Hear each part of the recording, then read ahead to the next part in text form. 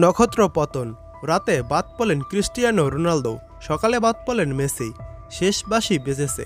Cristiano Ronaldo দাঁড়িয়ে মাঠের গোলাকার ভিত্তের ভেতরে, চোখে মুখে স্পষ্ট হতাশা। হাত নেড়ে কিছু একটা বললেন, একবার আকাশ পানেও চাইলেন। বোঝা গেল নিজের সঙ্গে বোঝাপড়ার মধ্যেই একবার ভাগ্যের সঙ্গেও সেটা সেরে নিলেন। রোনালদোর বয়স হয়েছে 40, কিন্তু জয়ের ক্ষুধাটা এখনও আগের মতোই। কিশোর রোনালদো হারলেই যতটা মনক্ষুণ্ণ হতেন, 40-এর রোনালদোও তাই।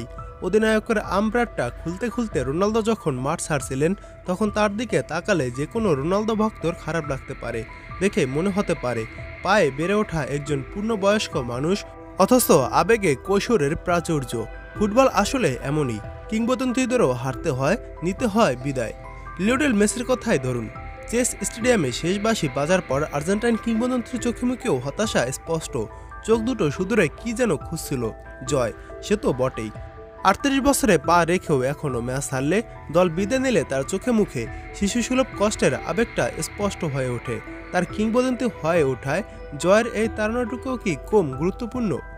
কিন্তু ফুটবল নির্মম রসিকও, আর তাই একই দিনে নিজ নিজ দলের মহাদেশীয় প্রতিযোগিতা থেকে বাদ পড়তে হলো রোনালদো ও মেসিকে। ঘটনা দুটি ঘটেছে বাংলাদেশ সময় রাতে ও ভোরে।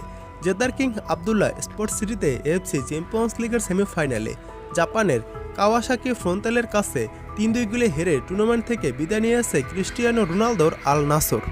বাংলাদেশ সময় রাত 12:30টার দিকে ক্রিস্টিয়ানো রোনালদোর সেই হতাশা ক্লিষ্ট মুখখানি দেখে যারা ঘুমিয়ে আবার ভোরে উঠেছেন ইন্টার মায়ামির ম্যাচ দেখতে, তাদের জন্য গত রাত এবং সকালটা আসলেই কষ্টের।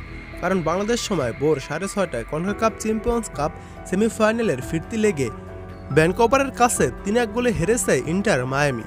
2 লেগ মিলিয়ে 5-1 গোলের হারে টুর্নামেন্ট থেকে বিদায় নিয়েছে মেসির মায়ামি।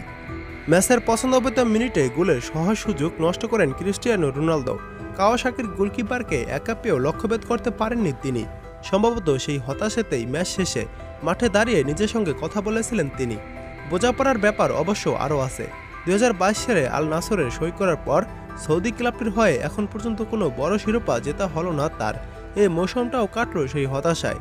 রোনালদোর মতো ভীষণ প্রতিদ্বন্দ্বিতাপূর্ণ মানুষের জন্য আর যাই হোক, এটা মেনে নেওয়া কষ্টের। তবে বিদায়ের পর রোনালদোর এক বার্তায় ফুটে উঠেছে ধৈর্য ধরার সংকল্প। এক্স হ্যান্ডেলে লিখেছেন, কখনো কখনো স্বপ্নকে অপেক্ষা করতে হয়। আমি এই দল এবং পারফরমেন্স নিয়ে গর্বিত। প্রথম লেগ 2-0 গোলে পিছিয়ে থাকা মায়ামি 9 মিনিটে জর্জি আলবার গোলে এগিয়ে গিয়েছিল। মেসির পাস পেয়ে আলবাকে দিয়ে গোলটি করেন লুইস সুয়ারেস, কিন্তু বিরতির পর 3 গোল করে বসেন কানাডিয়ান ক্লাব ভ্যানকুভার। মেসি বেশ কয়েকটি ভালো সুযোগ পেলেও কাজে লাগাতে পারেনি।